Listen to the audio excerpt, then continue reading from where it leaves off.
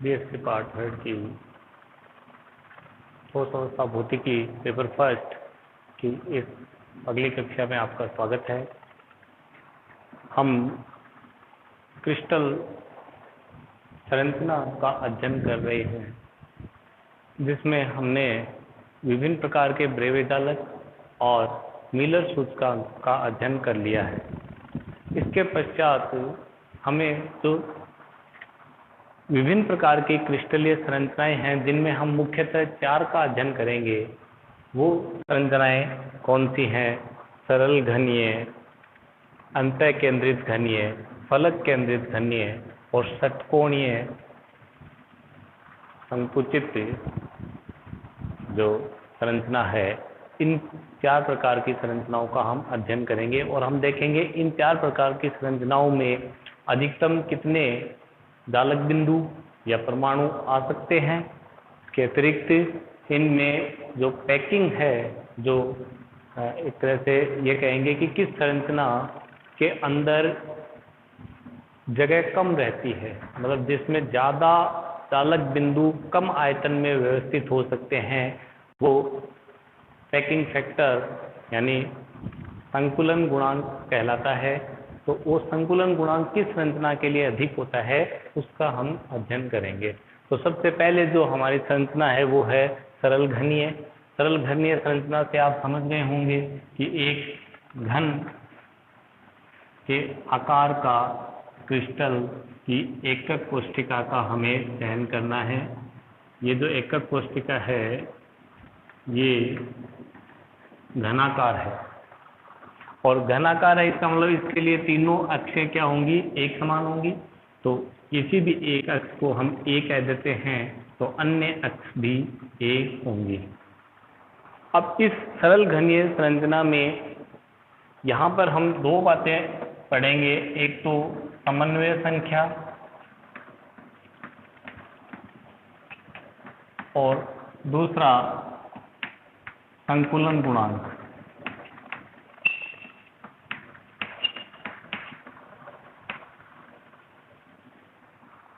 तो समन्वय संख्या का अभिप्राय यह है कि एक किसी भी क्रिस्टल संरचना में एक परमाणु अपने आसपास के कितने परमाणुओं से स्पर्श करता है, वो उसकी समन्वय संख्या कहलाती है।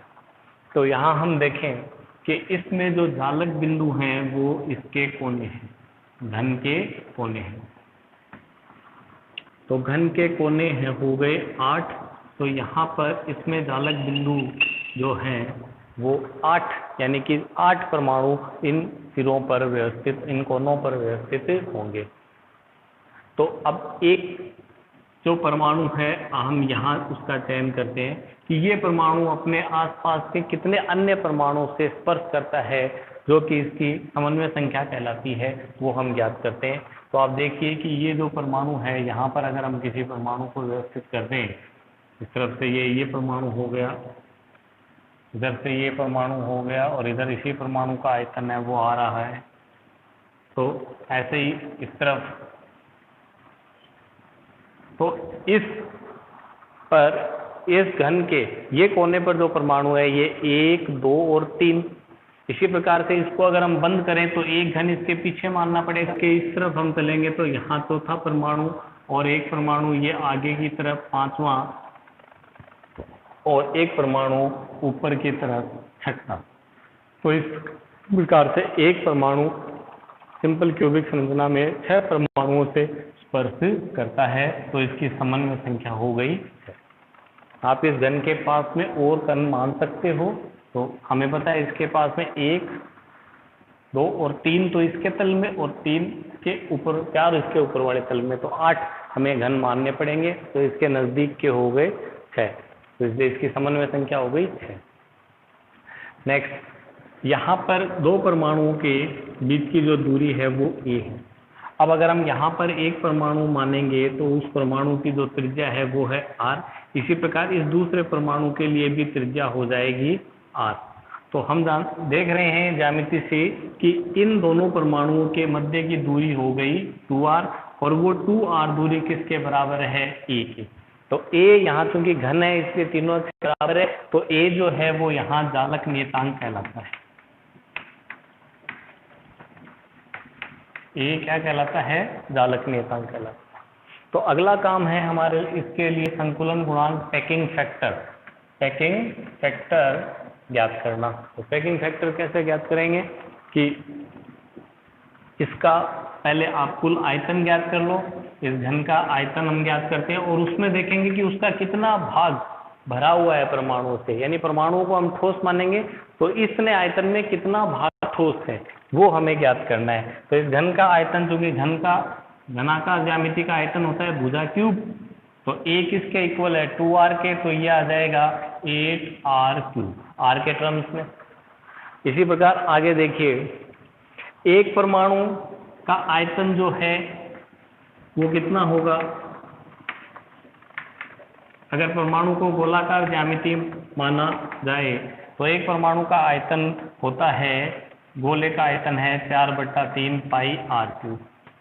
अब इसमें देखिए कितने परमाणु हैं। इसमें एक चालक नियतांक में 8, इस क्रिस्टल में 8 परमाणु बिंदु हैं। तो इसका मतलब पूरे के पूरे परमाणु इसमें नहीं है, किसी एक परमाणु का। यहाँ देखिए, इसको कवर करने के लिए इसके आसपास 4 और 4 नीचे, यानी इसका सिर्फ मात्र 1/, इस पूरे आयतन का मात्र 1/8वां भाग ही इसी में है।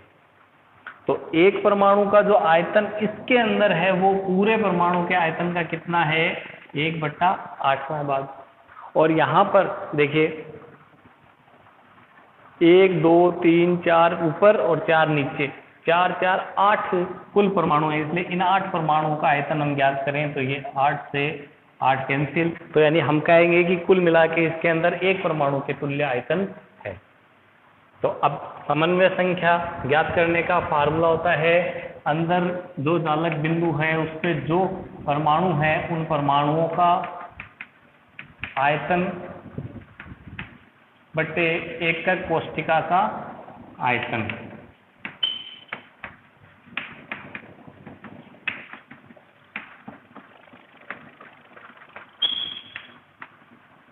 तो यहाँ से packing factor is equal to परमाणुओं का आयतन कितना है? 4/3 पाई r³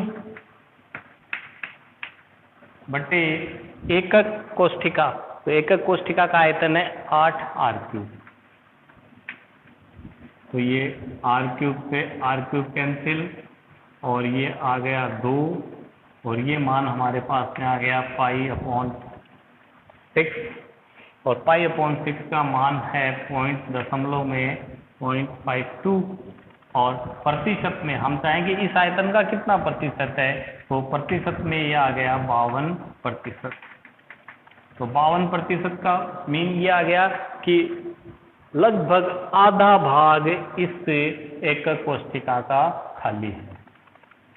तो अगर किसी कोष्ठिका का आयतन में ज्यादा परमाणु का आयतन भरा हो तो उसका पैकिंग फैक्टर ज्यादा आएगा, यानी वो पैकिंग और भी ज्यादा संकुचित यानी क्लोज्ड होगी, इसलिए उसका संकुलन गुणांक का मान अधिक आएगा। चलिए नेक्स्ट, इस सरल घनीय कोष्ठिका को अगर हम बार बार रिपीट करें तो पूरा क्रिस्टल बनेगा। तो इस सरल घनीय क्रिस्टल जो क्रिस्टल है, इस सरल घनीय क्रिस्टल की अभाज्य कोष्ठिका हम ज्ञात करना चाहते हैं कि ये कैसे ज्ञात होगा। सरल घनीय संरचना के अभाज्य कोष्ठिका के मूलभूत सदिश। तो सरल घनीय संरचना के लिए हम देख रहे हैं कि इसके जो ए और ए जो तीनों अक्ष हैं, वो तीनों अक्षों को ही बार बार निरूपित करने पर पुनः हमें जालक बिंदु प्राप्त होते हैं। जैसे इससे अगर मैं ए आगे जाऊं तो एक जालक बिंदु, और इससे इसी जालक बिंदु से इसी से ए ऊपर बढ़ा जाए तो एक जालक बिंदु, और इसी से ए इस तरफ आया जाए तो एक जालक बिंदु का निरूपण हो रहा है। इसी प्रकार प्रत्येक जालक बिंदु से इससे एक जालक बिंदु, ए इस तरफ और ए आगे की तरफ और ए ऊपर की तरफ, ये जो है ये निरूपण हो जाएगा। तो इस प्रकार हम देख रहे हैं कि यहाँ पर ये ए पर तीनों लंबवत जो अक्षय हैं यही इसके जालक मूलभूत सदिशों को निरूपित करती है। तो इसकी अभाज्य कोष्टिका यह एकल कोष्टिका ही है।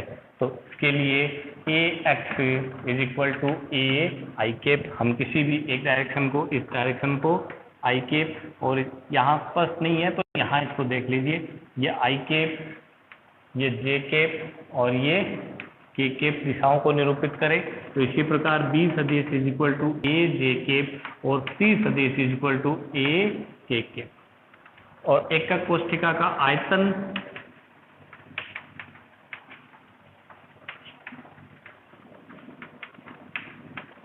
आयतन का सूत्र एकक कोष्टिका के लिए a dot p cross c होता है।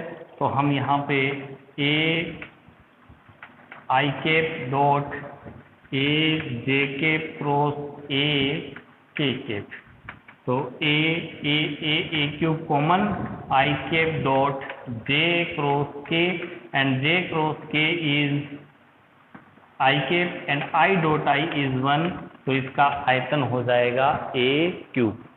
तो ये सरल घनीय संरचना के लिए हमने उसकी समन्वय संख्या, उसका संकुलन गुणांक और उसके अभाज्य कोष्टिका के मूलभूत सदिश ज्ञात किए हैं। इसके बाद में अगली संरचना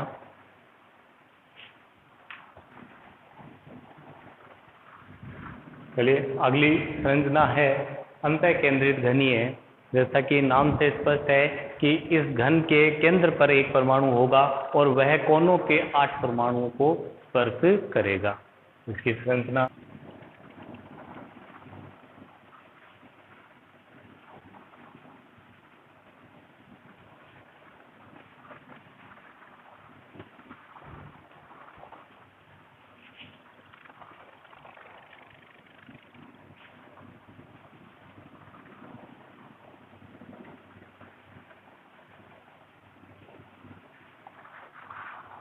तो इस संरचना में जो कोनों पर 8 परमाणु होंगे, इन 8 परमाणुओं से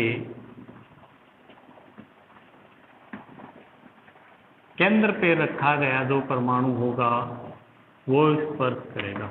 ये इसके घन के केंद्र पर रखा गया परमाणु है। तो इस संरचना में आप देखिए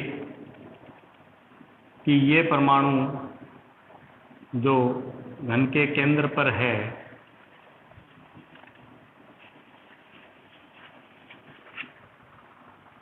ये इन परमाणुओं से स्पर्श करेगा। अपने आसपास के कोणों के 8 परमाणुओं से ये स्पर्श करेगा। 3 डायमेंशनल ज्यामिति है तो थोड़ा तो आपको 3 डायमेंशनल कोई व्यू है बुक में, वो आप देखें तो ये ज़्यादा स्पष्ट होगा। अब इसके लिए समन्वय संख्या, तो समन्वय संख्या के लिए आपको केंद्र वाले परमाणु की तरफ ध्यान रखना पड़ेगा कि केंद्र वाला परमाणु, तो हमने इसकी परिभाषा में ही देखा कि केंद्र वाला परमाणु कोणों के 8 परमाणुओं से स्पर्श करता है। ये इन सभी 4 नीचे और 4 ऊपर वाले परमाणुओं से स्पर्श करता है। इससे इसकी जो समन्वय संख्या है वो हो जाएगी 8। ठीक है। नेक्स्ट हमें इसका ज्ञात करना है संकुलन गुणांक।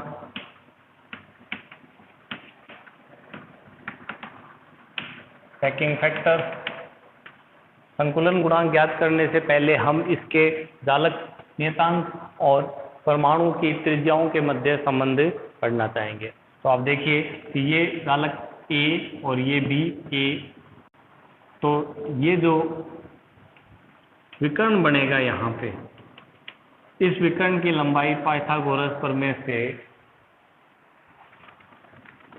ये जो विकर्ण बन रहा है अंदर की तरफ, इस विकर्ण की लंबाई पाइथागोरस प्रमेय से √2a, और ये √2a और ये a, इनको मिला के जो विकर्ण बन रहा है, इस कोने से इस कोने के परमाणुओं को मिलाने वाला जो कि केंद्र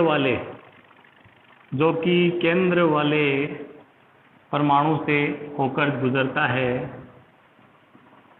ये देखिएगा, ये जो है ये अधिकतम परमाणु से गुजरने वाला विकर्ण है। तो जिसके लिए इस परमाणु की त्रिज्या r और इस परमाणु का जो टोटल व्यास है वो है 2r, और इस परमाणु का, इस कोने वाले परमाणु का जो त्रिज्या है वो r, मतलब इस विकर्ण की जो लंबाई है वो है 4r। और इस 4r का हम इनके मध्य संबंध देखते हैं, तो यहाँ ये √2a और ये a, तो ये पाइथागोरस प्रमेय से, तो 4r का square is equal to a का स्क्वायर प्लस √2a का स्क्वायर, तो ये हो जाएगा यहाँ 16r square is equal to a square plus 2a square means 3a square, and a is equal to 16/3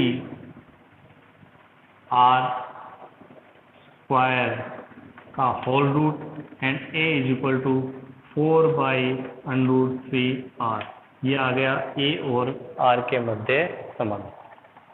क्योंकि अब इस कोशिका का जो आयतन है, इस एक कोशिका का जो आयतन है वो है a³, और इसके अंदर कितने परमाणु हैं, तो वही कुल परमाणु 1/8 भाग है एक परमाणु का, और प्लस एक अंदर केंद्र वाला परमाणु। ये तो है कोने वाले और ये है केंद्र वाला। तो कोने वाले परमाणु का 8 परमाणुओं का 1/8वां भाग और एक केंद्र का कुल परमाणु, तो यहाँ 8 से 8 कैंसिल, इसका मतलब कोने वाले परमाणु एक परमाणु के बराबर योगदान देते हैं, तो उनका आयतन हो गया 4/3 पाई r³, और प्लस केंद्र वाले जो परमाणु है उसका आयतन 4/3 पाई r³, अर्थात कुल 2 परमाणु के तुल्य इसमें, अर्थात कुल 2 परमाणुओं के तुल्य इसमें आयतन हो गया। तो ये हो गया 8/3 पाई r³। अब पैकिंग फैक्टर संतुलन गुणांक के सूत्र से इसके अंदर परमाणु का आयतन बटे इसका कुल आयतन, तो इसके अंदर परमाणु का आयतन आ जाएगा। तो यहाँ अपने को परमाणु का आयतन आ गया 8/3 पाई r³, और अपॉन यहाँ पे इसका आयतन, और इसका आयतन कितना है a³। तो अब हम a का मान यहाँ रखें, तो ये आ गया 8/3 पाई r³ अपॉन a³ का मान रखना है, तो ये 4 का क्यूब हो गया 64/3 √3 का क्यूब हो गया 3√3, और r का r³, तो ये r³ से r³ कैंसिल, तो √3 पाई अपॉन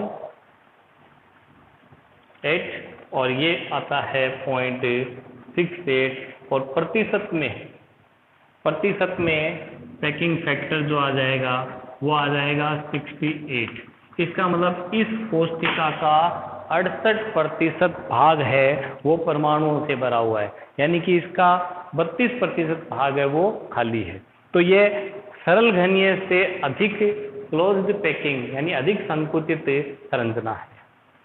नेक्स्ट, इसकी जो अभाज्य कोशिका है उसके मूलभूत सदिश हमें ज्ञात करने हैं।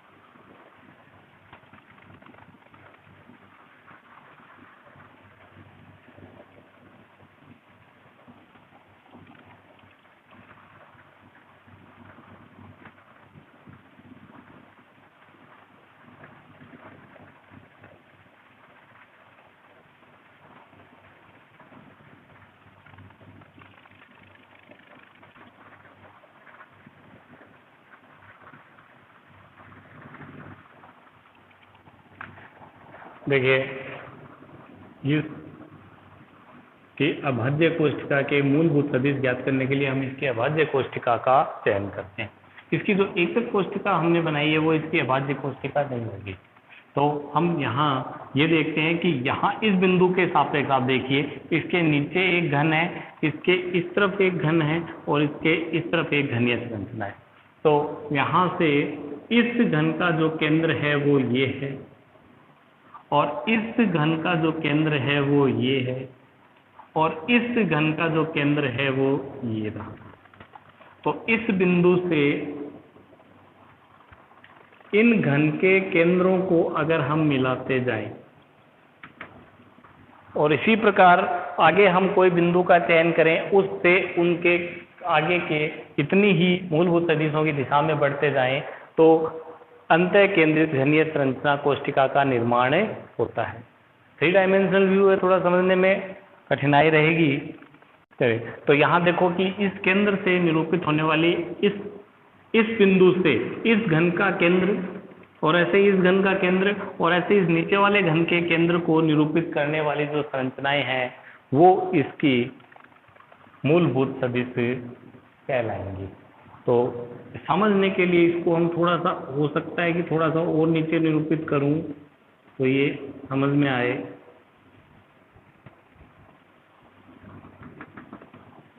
इस प्रकार ये जो संरचना है ये तो थोड़ा अंदर की तरफ दर्शाने के लिए हम इसको यहाँ निरूपित कर दें,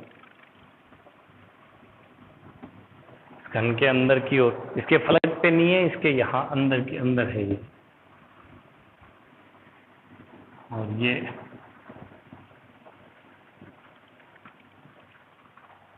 तो इनके लिए हमें सदिश ज्ञात करने हैं।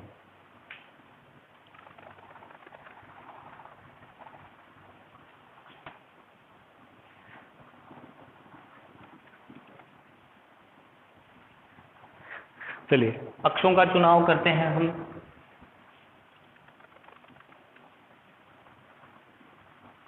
अक्षों के चुनाव के लिए इस देखिए इस एक्स को हम एक्स एक्सिस से निरूपित करेंगे तो ये माइनस एक्स एक्सिस, यानी इसकी तरफ इकाई सदिश आई के, और इसी तरह से इस एक्स को हम निरूपित कर रहे हैं वाई एक्स से, इसकी तरफ इकाई सदिश हो जाएगा जे के, और ये ऊपर की तरफ जो x है ये हो जाएगी zx और इसकी तरफ इकाई सदिश हो जाएगा kk। तो आप देखिए कि ये जो घन है ये y और z तल के पीछे की तरफ, यानी कि -x तल की तरफ। तो अगर हम किसी कैसे भी नाम इनका रख सकते हैं, अगर हम इसको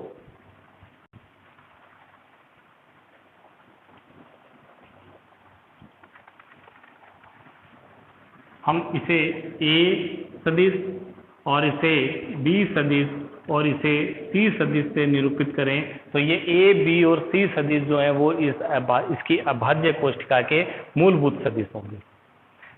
तो A सदिश को ज्ञात करने के लिए हम देखें कि ये जो A सदिश है ये x अक्ष के तरफ दूसरी तरफ का अभिप्राय है कि इसके ये क्योंकि घन का केंद्र है तो आप इस पे इसके देखो इस तल पे इसका आप प्रक्षेप मानिए, और वो जो प्रक्षेप होगा वो प्रक्षेप इस x अक्ष को -a/2 और इस y अक्ष को देखिए इधर +a/2, यानी इसके निर्देशांक है, इसका निर्देशांक हो जाएगा यहाँ पर ये काटता है इसको -a/2 पे, और ये जो निर्देशांक है ये हो जाएगा a/2 y में, और z में ये ऊपर की तरफ है तो z के ये जस्ट सामने है तो z की दिशा में ये निरूपण हो जाएगा a/2 k की तरफ। देखो A सदिश को मैं लिखता हूँ A सदिश = a/2 किधर, इसके लिए पीछे की तरफ, तो ये हो जाएगा -i। फिर नेक्स्ट j a/2 प्लस का तो a/2 जे के प्लस का और प्लस a/2 के भी प्लस का, ये देखो इसका। इसी प्रकार इस घन के इसके केंद्र पर विचार कीजिए जिस केंद्र को निरूपित कर रहा है बी सदिश। तो बी सदिश में देखो, इससे आप इस तल पे, इसको इस तल पे प्रक्षेप इसका लेके देखिए, ये जहां काटेगा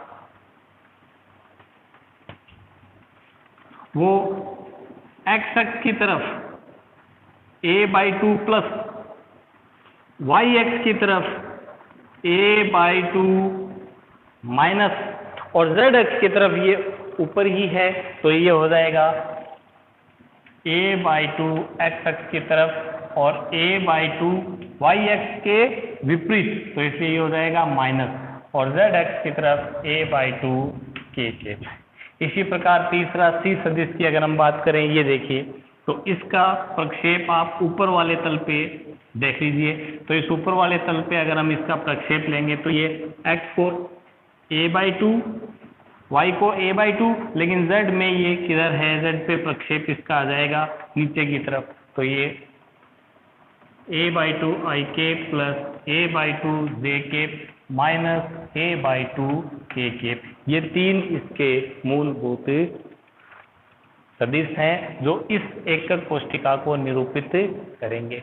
अब नेक्स्ट, इस एकक कोष्ठिका का आयतन, तो आयतन का हम जानते हैं सूत्र a dot b cross c है।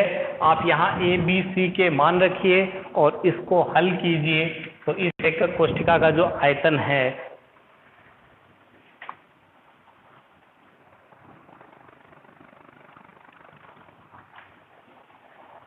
आयतन इसका a³/2 आएगा। देखिए यहाँ आप समझिएगा, ये आयतन किसका है, सॉरी अभाज्य कोष्ठिका का, और एकक कोष्ठिका का जो हमने चयन किया था, उस एकक कोष्ठिका का जो आयतन है वो हमने कितना लिया है, 1 लिया है। तो देखिए सभी अभाज्य कोष्ठिकाएं एकक कोष्ठिकाएं होती है, लेकिन सभी एकक कोष्ठिकाएं अभाज्य नहीं होती, क्योंकि इस एकक कोष्ठिका से अभाज्य कोष्ठिका इसके आधे आयतन की है। अगली क्लास में हम फलक केंद्रित घनीय और षटकोणीय संकुचित संरचना का अध्ययन करेंगे।